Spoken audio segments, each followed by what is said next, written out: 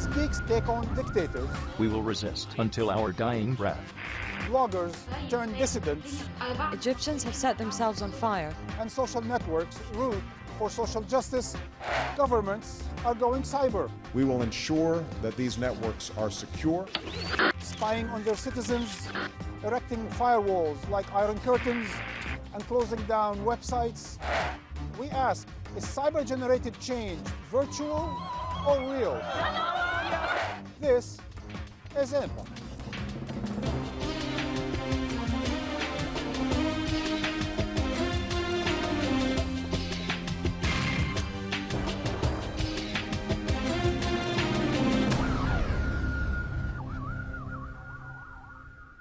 Hello and welcome to Empire, coming to you from the prestigious School of Journalism at Columbia University. Information is power. And in the age of information, YouTube, Facebook, and Twitter have become the new weapons of mass mobilization, transforming entire societies from Iran, Tunisia, and Egypt through the favelas in Rio and Bethlehem refugee camps. People can see the difference, imagine the alternative, and organize for a better future. After more than 2 decades of rule by Tunisia's one man, revolution has Zayn marked its place in al-Abidine Ben history. Ali, Tunisia is now a country in chaos. But it didn't happen overnight. And weeks before the world's mainstream media woke up to the story, tweets, photos, and videos began popping up on the internet from Tunisia, warning of trouble to come. A fruit and vegetable seller from Sidi Bouzid had set himself on fire on December 18th, and suddenly, reactions on the Twitterverse were exploding. Following the hashtag Sidi Bouzid, I called up hundreds of photos and videos showing students protesting, police abuses, and sporadic gunfire. As the messages went viral, protests broke out across the world showing solidarity with Tunisia. Tunisia unrest makes waves in Lausanne. Demo Hashtag tomorrow Sidi outside the Bouzid, Tunisian embassy in London. A flash 5:30 to mob is 7. planned in Berlin on Saturday. The beginning of a revolution was unfolding, and the mainstream media was just beginning to catch up. There are no reporters in Tunisia to tell us what's really happening. About this sooner. Mass media has totally failed. Terrorism equals lots of media coverage. Democratic revolution equals little media coverage. Tunisia's government began hacking into and deleting Facebook accounts. Protesters called for help from hacktivist groups. An unprecedented crackdown on social media. Censorship should get in touch with hacktivists and We internet. really need a local version of Anonymous in the Arab world. And soon enough, another hashtag appeared across the networks. Anonymous. The Tunisian government has decided it wants to restrict the freedoms of their own people. In doing so, the Tunisian government has made itself an enemy of Anonymous.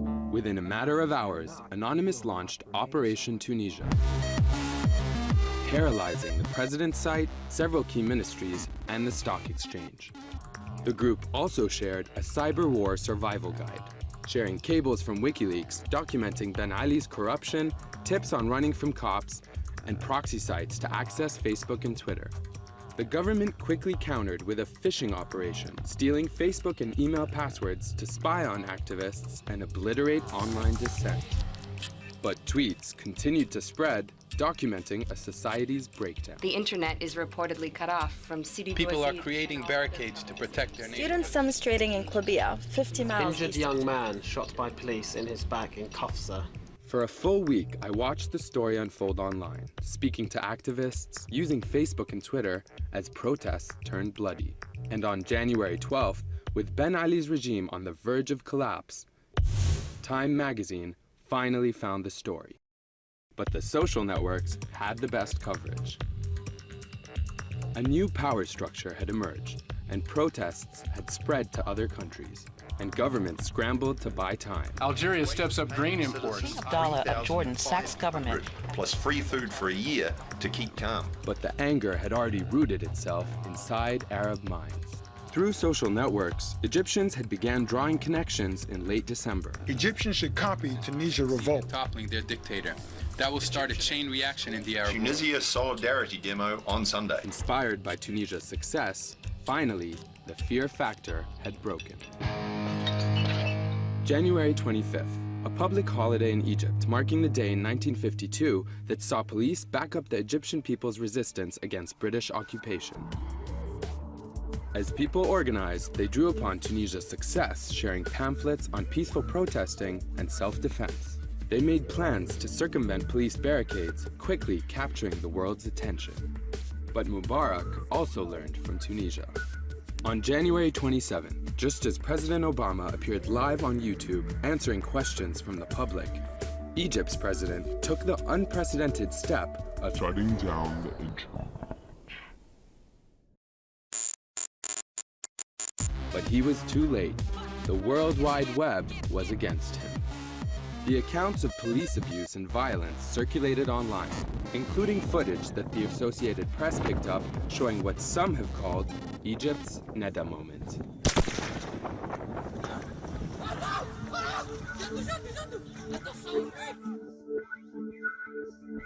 A coalition of volunteers, organizations, and activists set up platforms to get the message out. Egyptians, email me if you want to post info on Twitter. To break the block on Twitter, use this proxy. Hotline numbers for legal aid and requesting lawyers. 010. Even journalists in Egypt used their cell phones to send tweets to friends who relayed their messages. Internet's still down in Egypt. We'll continue to tweet via Shireen is safe. She just doesn't have internet access. So I'm tweeting on her behalf. To stop any news getting out, the government went after the media. Journalists were detained, and the US government, which had been waffling in its response, turned to Twitter to make their voice heard. We are concerned by the shutdown of Al Jazeera in Egypt and the arrest of its correspondents. Egypt must be open and the reporters released. 30 minutes later, our journalists were released, showing that even governments can use social media to get things done. Joining me to discuss the challenge of new media to governments and govern to the dictators, and the dictated is Carl Bernstein. You are a Pulitzer Prize-winning reporter who famously helped oust a president. Amy Goodman, best-selling author and the dame of multimedia's Democracy Now! Professor Emily Bell, Director of Digital Journalism here at Columbia University and formerly at the British Guardian newspaper. Clay Shirky, you're a professor, author, and guru of new media. And last but not least, Yevgeny Morozov, cyber skeptic and author of The Net Delusion, The Dark Side of Internet Freedom. Yevgeny, you're web skeptic, internet skeptic, social network skeptic. Have you changed your mind after these great events in Egypt? I haven't. Revolutionaries will use whatever tools at their disposal to mobilize, and we've seen it through all previous revolutions. You know, the Bolsheviks made great use of the postal service and the telegraph. The revolution in Iran in 1979 made great use of the tape recorders to smuggle in the sermons by the Ayatollahs, right, from Paris. So to me, yes, these tools will be used, and they have been, right? It doesn't mean that what happens between protests and what happens in periods of relative stability necessarily empowers people, and it doesn't necessarily mean that the internet overall is a force that favors the oppressed rather than the oppressors. By the way, I just finished your book this morning, and you say in 293 that what those people tried, the social network in 2008, of course, was a big failure, and why should we expect anything else? Well, because the conditions on the ground changed, right? There were plenty of revolutions in Russia which didn't work out in 1917, you know, and before that, in February, but they worked out in October, right? So again, the political situation changes all the time. You saw a lot of protests in Egypt mobilized by Facebook in 2008. Why didn't they work out? Because again, the situation was different. The army was not probably yet with the protesters, and the geopolitical environment in the region was different. And yet, Clay, is there an extra role for this weapons of mass mobilization called Twitter and YouTube?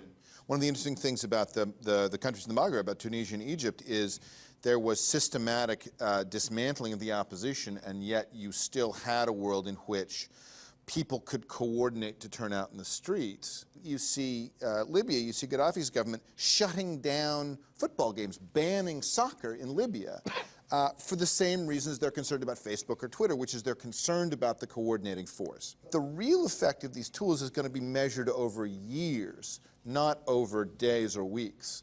I have 2 points to make. On Twitter.com, if they end up selling for billions and billions and billions of dollars, they would have better put most of that into a people's fund in Egypt, because that's how their stock went up, and maybe they could abolish poverty in Egypt. That's number one. Number two, it is truly remarkable what young people did in Egypt, like Asma Mahfouz, the 26-year-old young woman who posted a videotape on her Facebook page that called on people on January 18th to go to Tahrir to stand with her on January 25th, National Police Day, protesting police brutality and how much had happened to the people, especially young people of Egypt. But we also have a lesson to learn in the United States. It was quite something to see President Obama making a very powerful statement about people's freedom of press, freedom of assembly, and freedom of access to the internet, that we should be guaranteed this. And I think we have to take this lesson to heart at home, because he is not following that path at home when we talk about issues of net neutrality, when we talk about something he promised before he became president, that he would keep the internet open and free. It's not the path he's going down, letting the internet, the video and telecom companies write the legislation that will privatize the internet. That is the greatest threat, I think, right now in the United States. The thing was that two senators reintroduced the idea for internet kill switch bill on the same day that Mubarak cut the internet in Egypt. And it tells you about the disconnect between the domestic discussion about internet freedom and the aspirations for how it should be used abroad. We want two rhetorics. We want an internationalist rhetoric and we want a nationalist rhetoric, and it is damaging not just our standing in the world in pursuing the idea of one internet, as the Secretary said. It's also potentially damaging us at home in essentially leading to a condition in which we won't enjoy the freedoms that we're actually asking of the rest of the world. I want to just try one thing, and that is that movements, particularly those that are threatening to governments, and then the governments themselves, are going to use in their own time, in their own eras, in their own epochs, whatever tools are available to them, particularly the tools of communication, to fight their revolution and to suppress their revolution from each respective side. This has been true. You can look at it in 1789, you can look at it in this country, and you can look at it in Soviet Union, and you can look at it in Egypt. But now we have tools that operate supersonically. Carl, are they leveling the field between government and government? They're changing the dynamic. It's an eternal game, and usually the suppressive force is on the wrong side. I don't believe that states will be able to successfully titrate how early and how tightly to shut the internet down. That had Egypt gotten in the business of shutting the internet down when there was a threat of revolution, they would have been shutting it down progressively since 2004. You can't be a modern country if people can't SMS each other. But in Egypt, isn't that what happened? They shut down the internet and they still used various sorts of communications. Yes, and then they shut those down, and then they realized they couldn't. And then they actually printed a newspaper and distributed it by hand around If I ran a newspaper, I would be really worried, because the Egyptian government shut down the internet, then they shut down mobile, then they shut down landlines, and they said to the newspapers, "You're fine." Ultimately, it is people who make these revolutions and rebellions using any tool that they can, whether it's the satellite networks, and Al Jazeera has been key in this. We haven't even talked about that. That's not the internet. That is just people finally, a global satellite network, whether or not it can be gotten Al Jazeera English in the United States, which is another whole story that we should have an entire show on, because it's astounding. This kind of censorship, we have to look at it at every level and challenge it. What has occurred that is so threatening to despots is the availability to reach so many people so quickly, and to permeate borders, and to permeate physical things that were impenetrable by airwaves. And now we have these amazing tools that up the ante. So what we've seen in Egypt and Tunisia is this incredible complicity, if you will, between satellite television on the one hand and new media on the other hand. Is this to be applicable now in the global, maybe Arab world, Middle East, and throughout the third world? The role of kind of corporate media, mainstream media, has to be, if it's going to be, true to the mission of journalism, which is holding power to account, actually able to kind of concentrate efforts against exactly these kind of inflection and pressure points in government and in corporations, which involve the law and involve finance, as well as involving government, and in other words, to focus and put a shoulder to the door on some of these. So I think that actually being able to do that is a really key role for the mainstream media, because mainstream media is still, respected, and it has access to government in a way that, the internet, it doesn't yet have the collective power to do some of those very kind of, labour-intensive and resource-intensive things. One thing that's very interesting to look at from the 1989 perspective is that we're now looking at a much more compressed time frame. So speed actually is of the essence. So 6 weeks in yeah, 6 weeks instead of 17 days in 6 weeks instead of 6 months. I mean, it felt like it happened at lightning speed in 1989 in the Eastern Bloc, and it actually took 6 months. And we're seeing that at a much greater speed now. We know that revolutions are highly contagious events, and that they spread very quickly. In 1848, we had a series of revolutions in Europe, before television and radio and Twitter, right? Again, this is not a feature of social media. This is a feature of how revolutions spread. It was only 17 days if you discount April 6th of 2008, and if you're counting from there, it's only 2 years unless you don't pay attention to Kafaya in 2004. I mean, the public sphere, the densifying of the public sphere in advance of the revolution matters as much to whether or not an uprising turns into a revolution or not as the events on the ground. So it is the long game, the long game of the social environment of a country matters as much, and I think the effect of these tools matters as much for that question of the public sphere as it does for the theater of collapse. So we'll agree that the marriage that's happened between social movements for social justice with social networks has reinvented Egypt as we see it today. Why do we need a definitive answer to all these questions? It's television. Let's leave it with a question. I mean, really. Questions, please.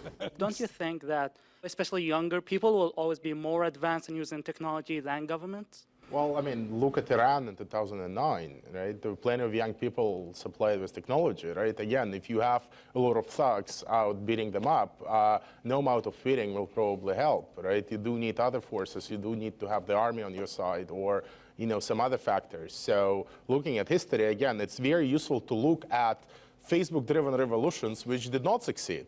Again, now in Syria, we see a lot of presence on Facebook. There are a lot of Facebook groups with hundreds of thousands of members. They did not translate into real-world protests. What we see are only the success stories. You do not see the failures. And there are many more cases, from Belarus, where I come from, to plenty of cases in Central Asia, and many of cases in the Middle East itself.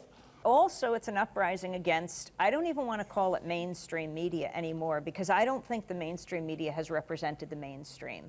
They have state media in Egypt. In the United States, we don't have state media, but you'd have to ask, in this country, if we had state media, how would it be any different?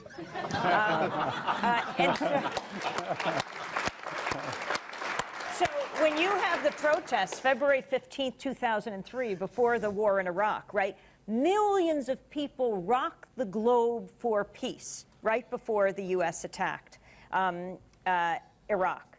And yet you get, at best, a major picture on the front page of the papers. You see millions of people screaming. Most people don't identify with that.